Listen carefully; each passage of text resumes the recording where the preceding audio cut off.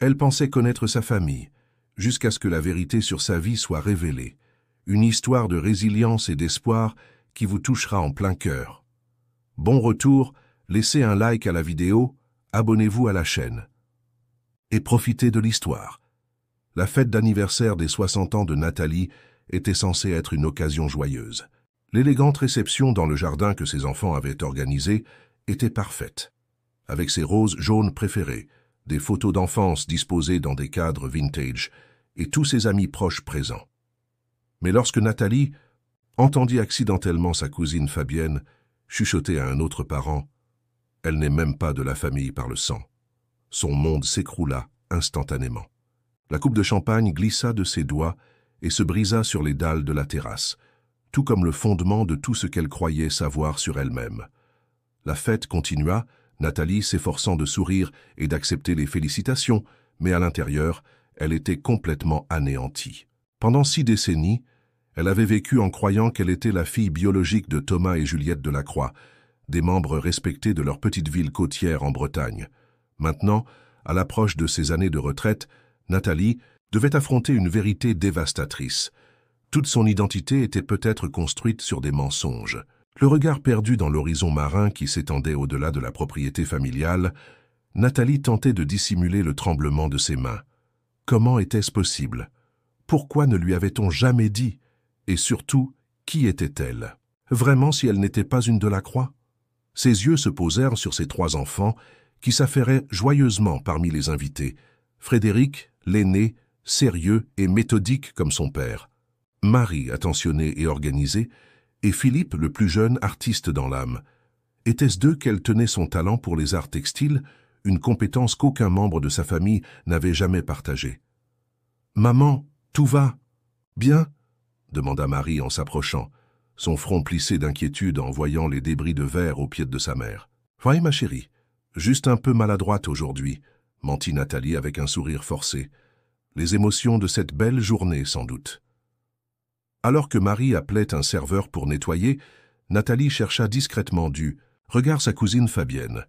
Elle la repéra près du buffet en grande conversation avec sa sœur aînée Dorothée. Dorothée avait toujours été distante. Maintenant, Nathalie comprenait peut-être pourquoi. Savait-elle combien de personnes dans cette assemblée connaissaient son secret alors qu'elle-même l'ignorait? La soirée se déroula comme dans un brouillard. Nathalie souriait, remerciait, embrassait, mais chaque interaction semblait maintenant teintée de fausseté. Quand le dernier invité partit, et que seuls ses enfants et petits-enfants restèrent pour l'aider à ranger, elle prétexta une migraine pour se retirer dans sa chambre. Assise sur le bord de son lit, Nathalie contempla les photographies sur sa commode. Son mariage avec Henri, décédé 5 ans auparavant, la naissance de chacun de ses enfants, les réunions de famille chez ses parents à Noël. Chaque souvenir semblait maintenant être recouvert d'un voile de doute. Dans le miroir en face d'elle, Nathalie scrutait son visage comme si elle le voyait pour la première fois. Ses yeux verts, qu'elle avait toujours attribués à sa grand-mère paternelle, d'où venaient-ils réellement?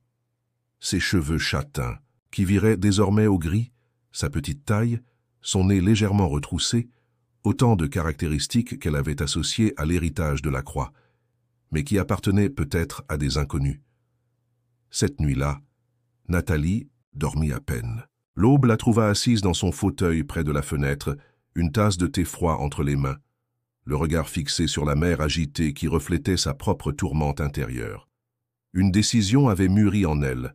Elle devait savoir. Peu importe le coup émotionnel, peu importe les secrets qu'elle déterrerait, elle ne pourrait plus vivre dans l'ignorance. Les semaines suivantes virent Nathalie se transformer.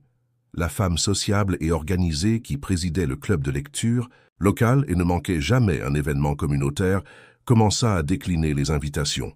Ces journées, autrefois rythmées par des activités sociales et familiales, devinrent une quête obsessionnelle d'indices sur ses origines. Sa première démarche fut de confronter Dorothée, sa sœur aînée de 5 ans. Nathalie choisit un mardi après-midi, sachant que sa sœur serait seule dans sa maison située à l'autre bout de la ville. « Je dois te parler de quelque chose d'important », annonça Nathalie après les banalités d'usage, assise raidement sur le canapé impeccable du salon de Dorothée. Sa sœur, toujours aussi composée, lissa une ride imaginaire sur sa jupe et répondit « Je t'écoute ». J'ai entendu Fabienne dire que je n'étais pas de la famille par le sang. Est-ce vrai, Dorothée? Suis-je adopté?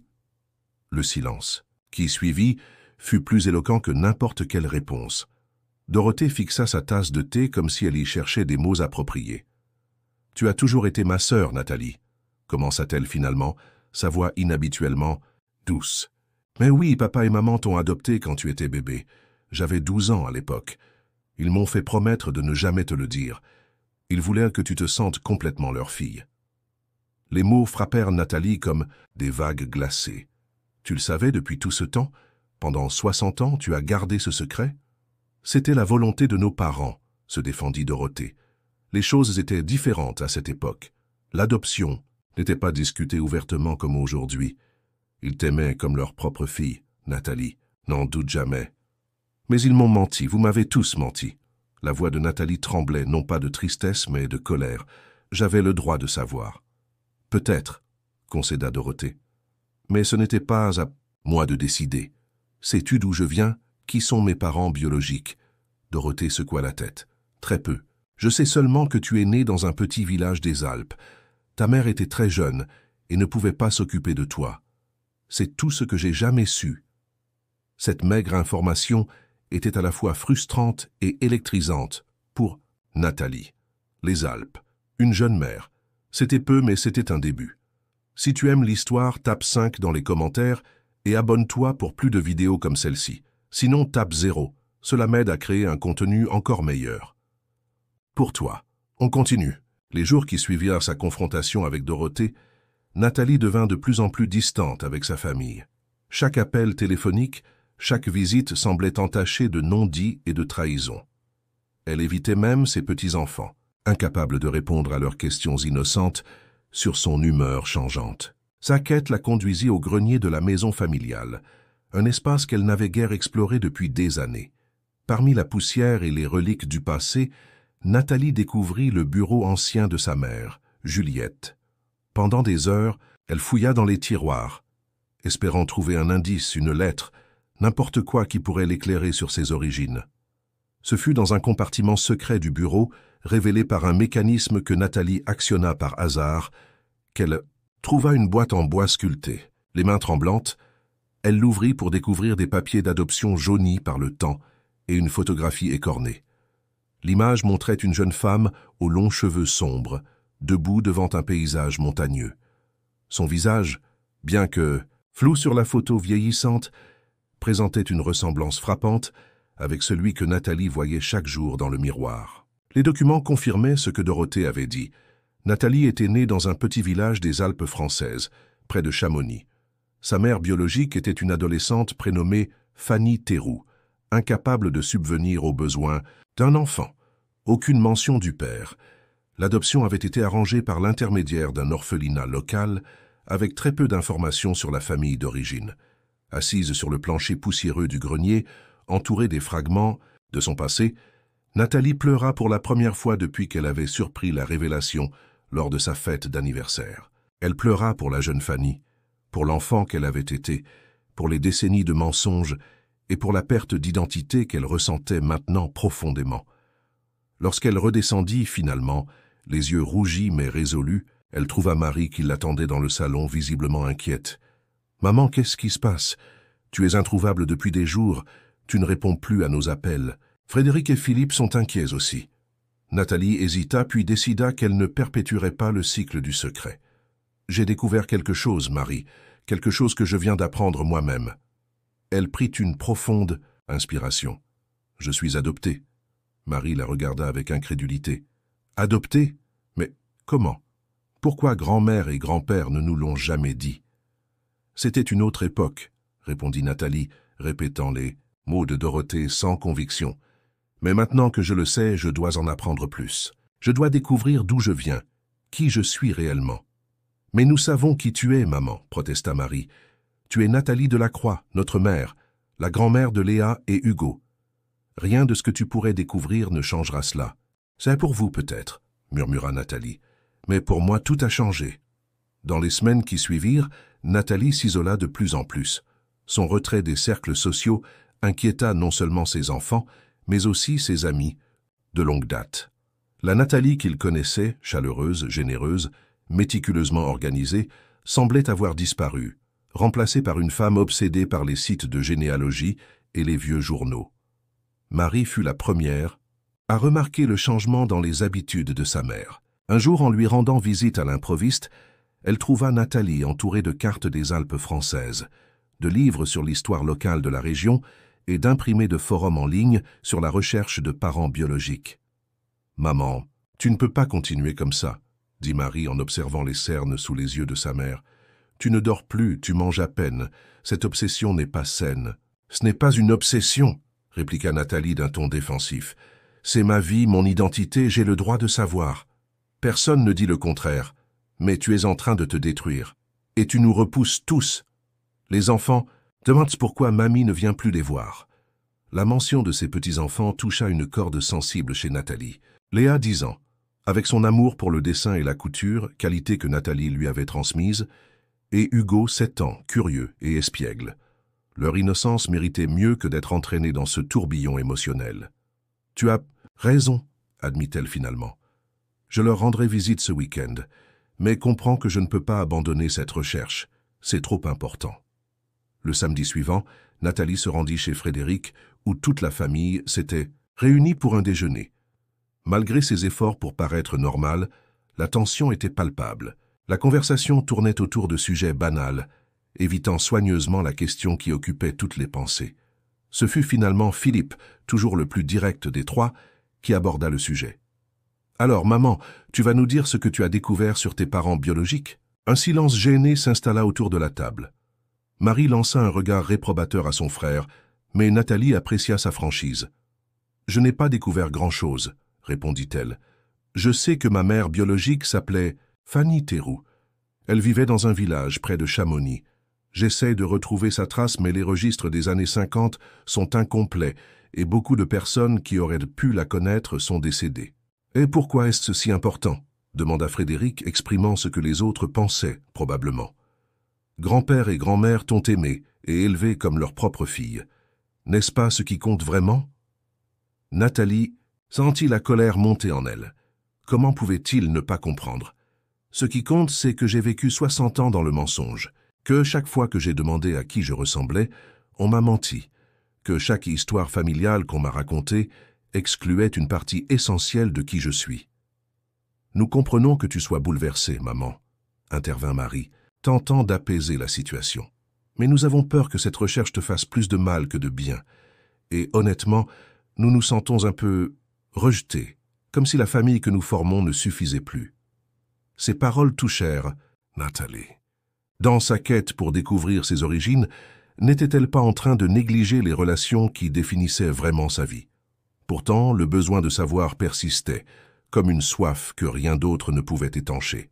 « Ce n'est pas que vous ne suffisez pas, » expliqua-t-elle doucement. « C'est que je dois comprendre d'où je viens pour savoir pleinement qui je suis, pour combler ce vide que j'ai toujours ressenti sans savoir pourquoi. » La tension s'atténua légèrement, mais le fossé demeurait. Nathalie sentait que ses enfants percevaient sa quête comme un rejet de la famille Delacroix, comme si elle reniait ceux qui l'avaient aimée et élevée. Comment leur faire comprendre que c'était plutôt une recherche de complétude, un besoin de réconcilier les différentes parties d'elle-même? Puis, le plus inattendu des alliés se manifesta. « Je pourrais t'aider, mamie », proposa Lucas, le fils de Philippe, un étudiant en journalisme de 22 ans. Tous les regards se tournèrent vers lui avec surprise. « J'apprends les techniques de recherche d'information à l'université, » expliqua-t-il. « Je pourrais utiliser ces compétences pour t'aider à en savoir plus sur Fanny Théroux. » Nathalie sentit une vague de gratitude envers son petit-fils. « Tu ferais ça pour moi, Lucas? »« Bien sûr, c'est important pour toi, donc c'est important pour moi. » Philippe soupira mais ne s'opposa pas à l'offre de son fils. Marie et Frédéric échangèrent des regards résignés. Si Lucas s'impliquait, peut-être pourrait-il garder un œil sur l'enquête, s'assurer qu'elle ne consumerait pas entièrement leur mère. Est-ce qu'il y a plus dans la vie que la famille que nous créons? Quelque chose de plus grand, de plus profond qui nous rattache à nos racines.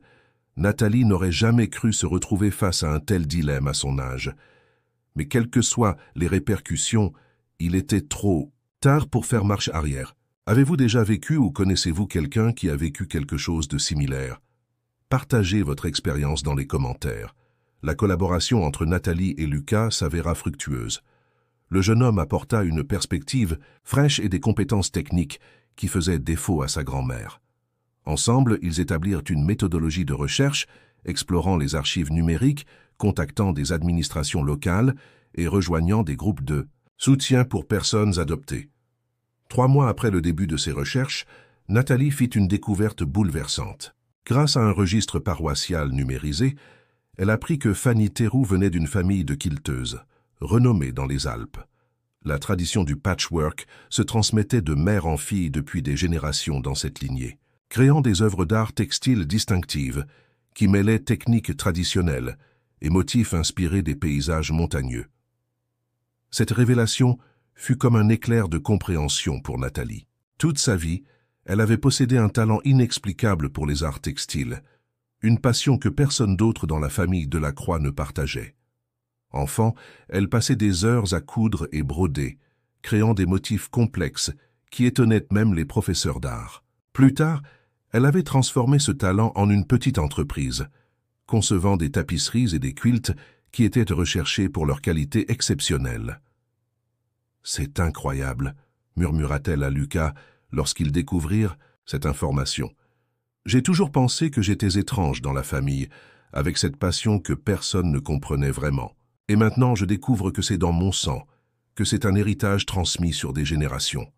Génétique ou apprentissage, le débat éternel, sourit Lucas.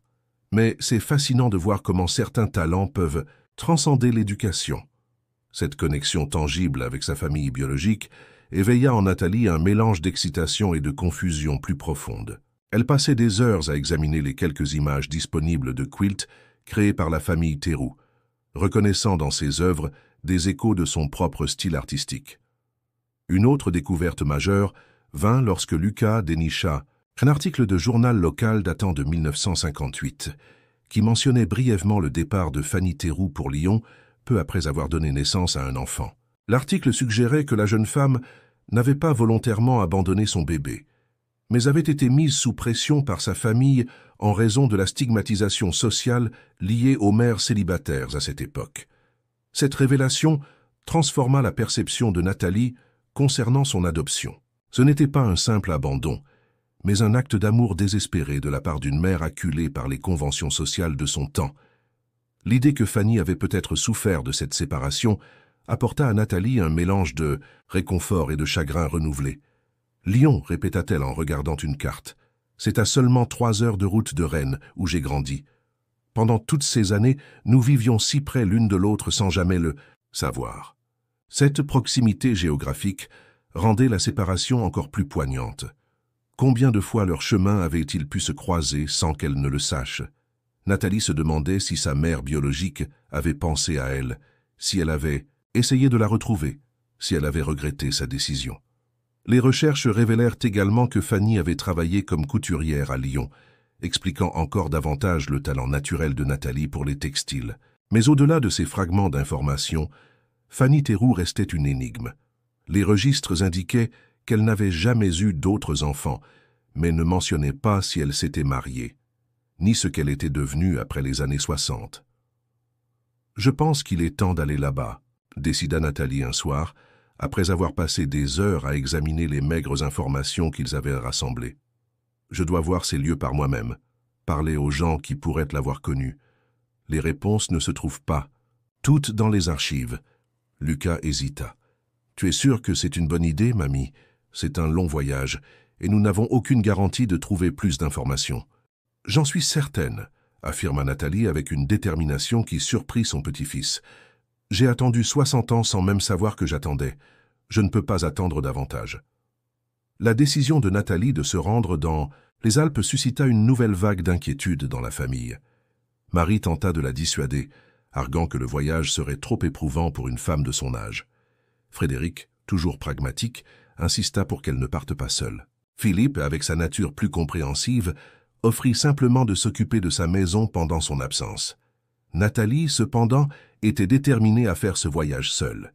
C'était sa quête, son chemin vers la découverte de soi. Elle avait besoin d'espace pour absorber ce qu'elle découvrirait, sans avoir à gérer les réactions ou les jugements de sa famille. 4 mois après le début de sa recherche, Nathalie embarqua dans sa petite Citroën pour le long trajet vers le village alpin où elle était née. Le voyage fut à la fois méditatif et angoissant. Chaque kilomètre la rapprochait de ses origines, mais aussi d'un passé potentiellement douloureux. Lorsqu'elle arriva finalement dans le petit village niché entre les montagnes, Nathalie fut frappée par un sentiment étrange de familiarité. Le paysage escarpé, les chalets en bois aux balcons fleuris, l'air vif et pur, tout semblait évoquer un souvenir enfoui, comme si une partie d'elle reconnaissait ce lieu qu'elle n'avait jamais consciemment visité. La culture locale, des mélodies folkloriques distinctives au rassemblement communautaire sur la place du village, résonnaient profondément en elle. Ces éléments culturels contrastaient fortement avec les traditions sociales plus réservées de sa ville côtière natale, où elle s'était toujours sentie légèrement en décalage. Nathalie s'installa dans la seule auberge du village, une structure ancienne au plancher qui craquait et aux fenêtres qui offraient une vue imprenable sur les sommets environnants.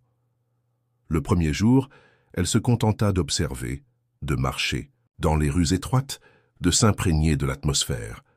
Elle visita l'église où, selon les registres, elle avait été baptisée avant d'être confiée à l'adoption. Debout dans la nef silencieuse, elle se demanda si Fanny avait pleuré ce jour-là, si elle avait hésité, si elle avait prié pour le bien-être de la fille qu'elle allait perdre. Le deuxième jour, Nathalie commença à poser des questions. Elle se rendit à la mairie, où une employée sympathique mais peu informée ne put lui offrir plus que ce qu'elle savait déjà.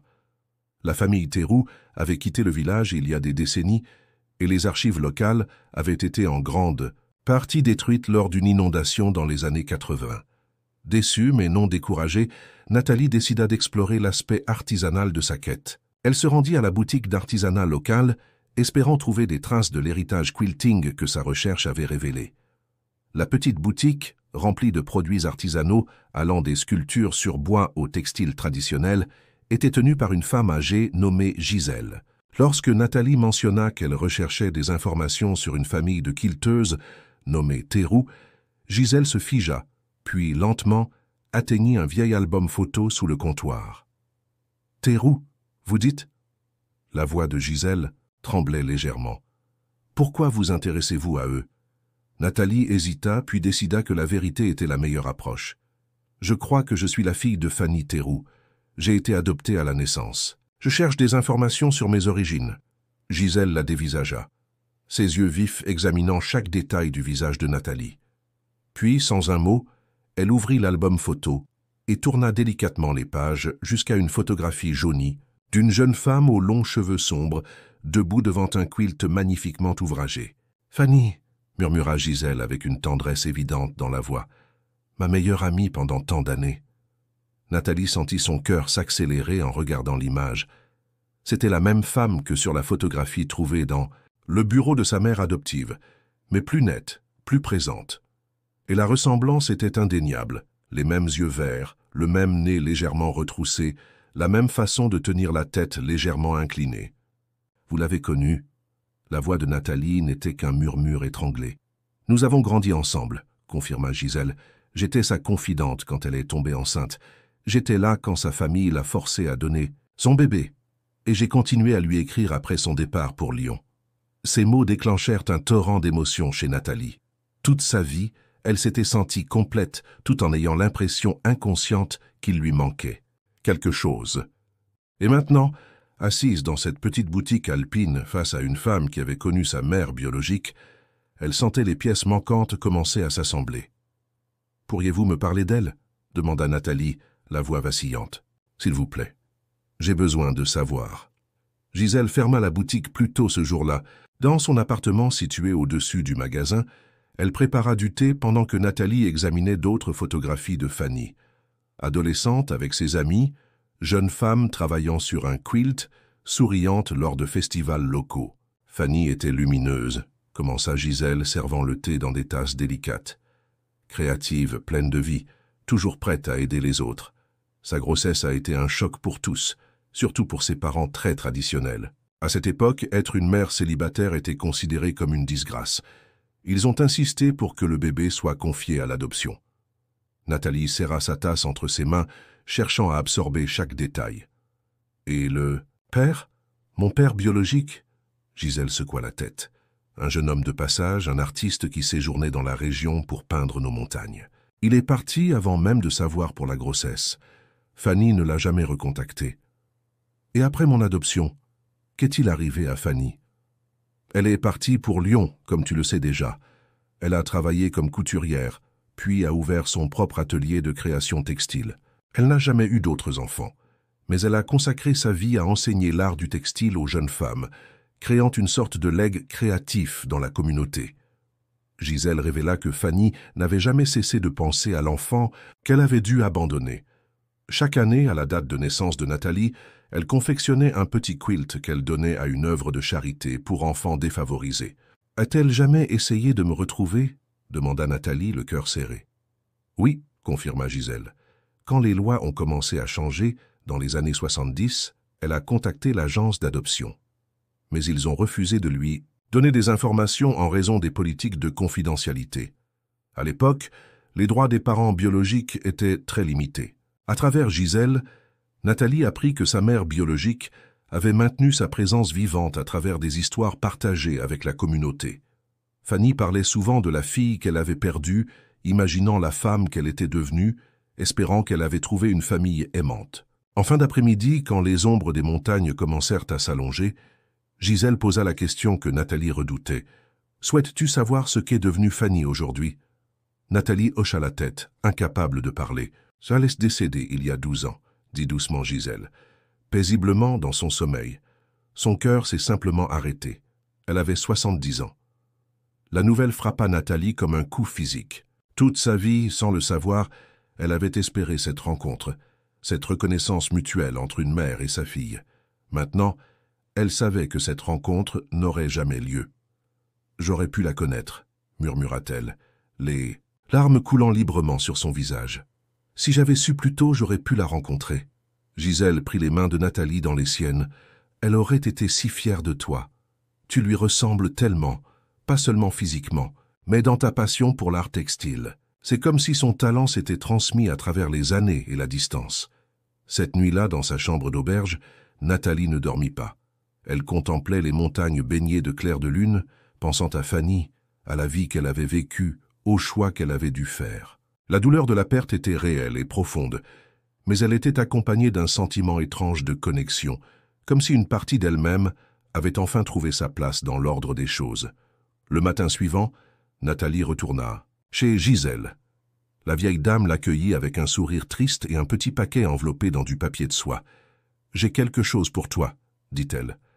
Quand Fanny est tombée malade, elle m'a confié certaines de ses affaires. Je pense qu'elle aurait voulu que tu aies ceci.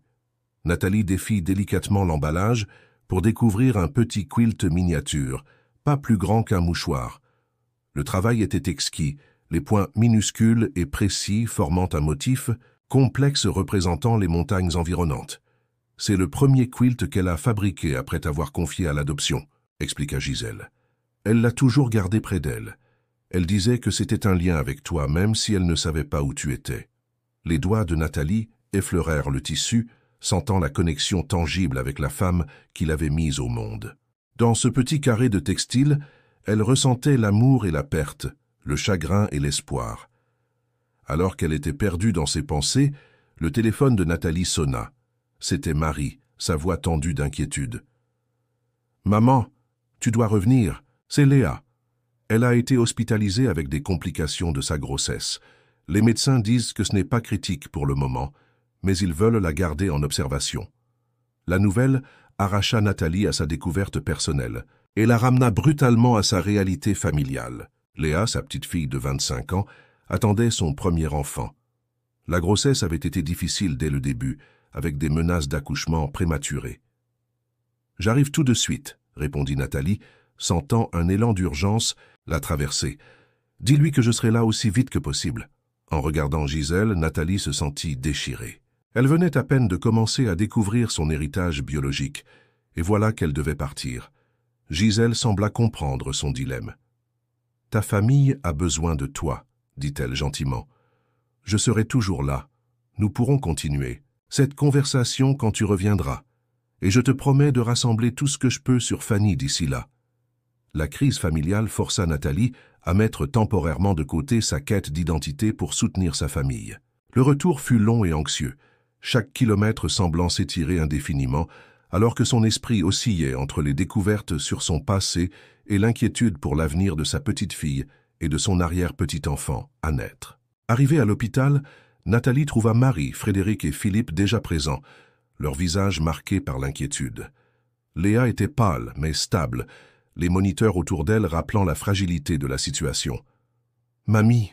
murmura Léa quand Nathalie entra dans la chambre. « Tu es revenue. »« Bien sûr que je suis revenue, ma chérie, » dit Nathalie, prenant la main de sa petite fille. « Rien n'aurait pu m'empêcher d'être à tes côtés. » En réconfortant Léa, en observant la tendresse avec laquelle Marie s'occupait de sa fille, Nathalie réalisa que la famille transcendait le sang. Le lien entre Léa et l'enfant qu'elle portait reflétait ce qu'elle comprenait maintenant du sacrifice de Fanny. Cette prise de conscience aida Nathalie à commencer à guérir la rupture avec ses enfants. « Je suis désolée d'avoir été si distante ces derniers temps », dit-elle à Marie alors qu'elle prenait un café dans la cafétéria de l'hôpital. « Cette découverte a bouleversé mon monde. Je n'ai pas bien géré ça. » Marie serra la main de sa mère. « Nous comprenons mieux maintenant. Lucas nous a expliqué ce que vous avez découvert ensemble. Ça doit être tellement troublant pour toi. »« Ça l'est, » admit Nathalie, « mais ça m'a aussi aidé à comprendre combien j'ai été chanceuse. J'ai eu 2 familles qui m'aimaient, l'une qui m'a donné la vie et a fait le sacrifice ultime pour mon bien-être, et l'autre qui m'a élevé et m'a donné un foyer aimant. Et puis j'ai eu la bénédiction de créer ma propre famille avec vous tous. Quelque chose a définitivement changé, n'est-ce pas? Le destin est parfois si étrange, alors que Nathalie découvre sa mère biologique, sa petite fille est sur le point de devenir mère à son tour. Comment réagiriez-vous à sa place? Pendant les jours qui suivirent, alors que l'état de Léa se stabilisait progressivement, Nathalie maintint un équilibre délicat entre son soutien à sa famille et son besoin de continuer à explorer ses origines. Elle partagea plus ouvertement ses découvertes avec ses enfants, qui commencèrent à montrer plus de compréhension pour sa quête. 5 mois après le début de son voyage, Nathalie reçut un colis de Gisèle. À l'intérieur, soigneusement emballé, se trouvait un kilt que Fanny avait fabriqué peu après avoir donné naissance. Les motifs complexes racontaient une histoire de montagnes et de vallées, de séparation et d'espoir. Mais ce fut ce que Nathalie découvrit caché dans la doublure du quilt qui changea tout. Une enveloppe jaunissante contenait une lettre que Fanny avait écrite à son bébé, exprimant à la fois le déchirement et l'espoir que sa fille aurait des opportunités qu'elle-même n'avait jamais eues. « Mon enfant bien-aimé », commençait la lettre, l'écriture fine et soignée, montrant la même précision que les points du quilt. « Quand tu liras ces mots, si jamais tu les lis, je ne sais pas où je serai ni quelle femme tu seras devenue. Mais sache que la décision de te laisser partir a été la plus difficile de ma vie. Ce n'était pas par manque d'amour, mais plutôt par un excès d'amour que j'ai accepté de te confier à une famille qui pourrait t'offrir ce que je ne pouvais pas. J'espère qu'ils t'ont aimé comme je t'aurais aimé, qu'ils t'ont vu grandir, forte et heureuse, qu'ils t'ont donné les chances que je n'aurais pu te donner. » La lettre révélait que Fanny avait cherché sa fille des années plus tard, mais avait respecté les politiques de confidentialité de l'agence d'adoption. Elle parlait de ses rêves pour sa fille, de son espoir qu'elle ait découvert le même amour pour la création textile, qui avait été le réconfort de Fanny tout au long de sa vie. Nathalie lut et relut la lettre, chaque mot s'imprimant dans son cœur. Pour la première fois depuis le début de cette aventure émotionnelle, elle sentit un véritable sentiment de paix l'envahir. Sa mère biologique l'avait aimée, avait pensé à elle, avait voulu ce qu'il y avait de mieux pour elle. Ce n'était pas l'abandon qu'elle avait d'abord imaginé, mais un acte d'amour profond et désintéressé. La révélation la plus surprenante vint lorsque Nathalie découvrit, grâce aux anciens dossiers hospitaliers que Lucas avait réussi à obtenir, que sa mère adoptive, Juliette, avait subi plusieurs fausses couches avant de l'adopter. Cette information transforma la compréhension que Nathalie avait de la distance émotionnelle occasionnelle de sa mère. Ce n'était pas du rejet, mais un chagrin non résolu.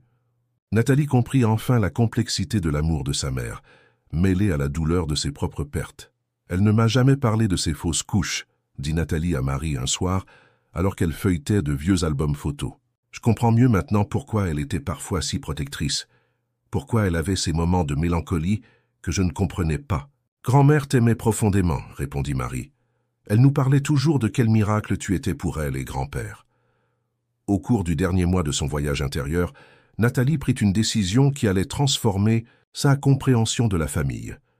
Elle décida d'honorer ses deux mères en créant un programme communautaire enseignant les arts textiles traditionnels aux jeunes. Elle intégra les techniques alpines de son héritage biologique avec l'esthétique raffinée valorisée par sa famille adoptive. Cette initiative créative devint sa façon de réconcilier sa double identité.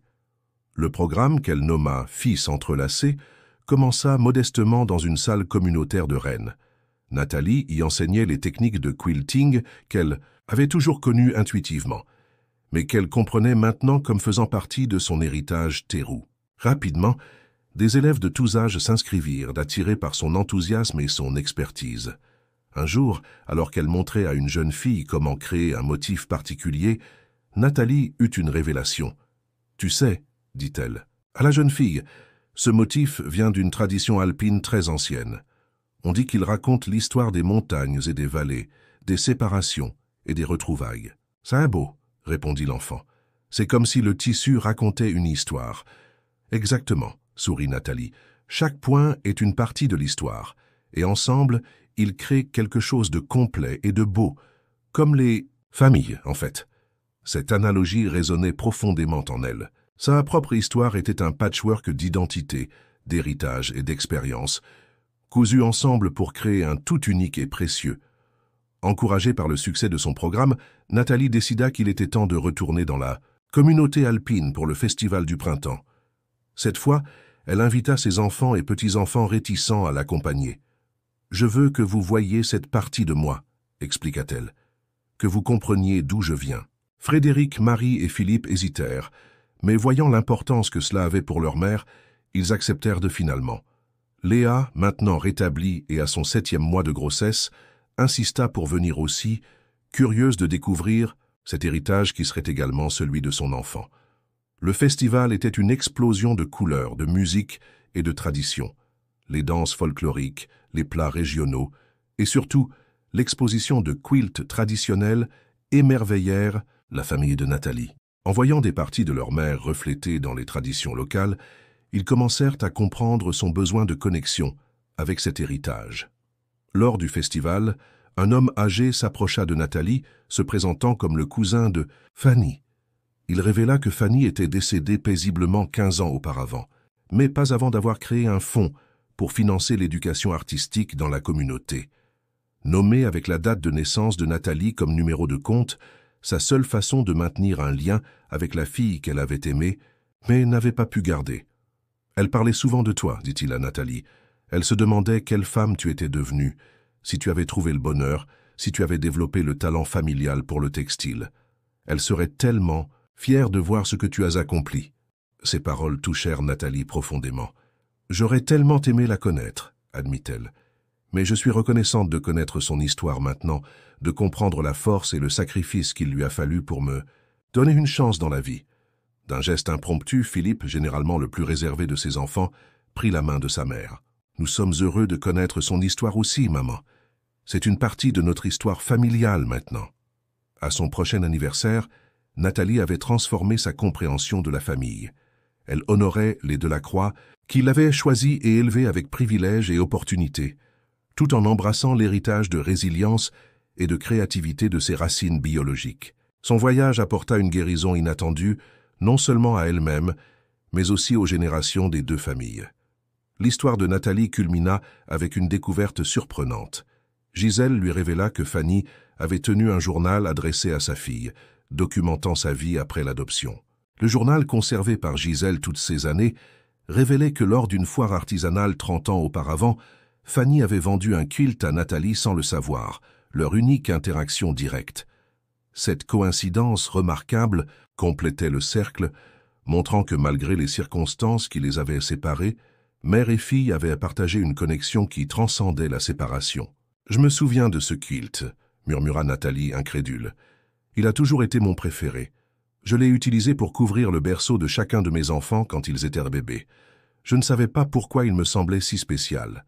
Maintenant, je comprends. » Le voyage qui avait commencé par un cœur brisé lors de son 60e anniversaire conduisit Nathalie à célébrer son 61e avec une profonde gratitude, entourée à la fois de sa famille adoptive et de nouveaux liens, avec son héritage biologique, serrant fort le kilt qui l'avait inconsciemment relié à sa mère des décennies auparavant. Alors que Léa donna naissance à une petite fille en bonne santé, Nathalie vit le cycle de la vie continuer. En tenant sa première arrière-petite-fille dans ses bras, elle ressentit une connexion qui s'étendait à travers les générations passées, présentes et futures. « Je vais t'apprendre à faire du quilting un jour », chuchota-t-elle au bébé endormi. « Je te raconterai l'histoire de ta famille, de toutes les femmes fortes qui t'ont précédé, qui ont aimé et perdu, qui ont fait des sacrifices et trouvé des joies. C'est ton héritage précieux et complexe. » Les fils de sa vie s'étaient finalement entrelacés en un motif complet et harmonieux.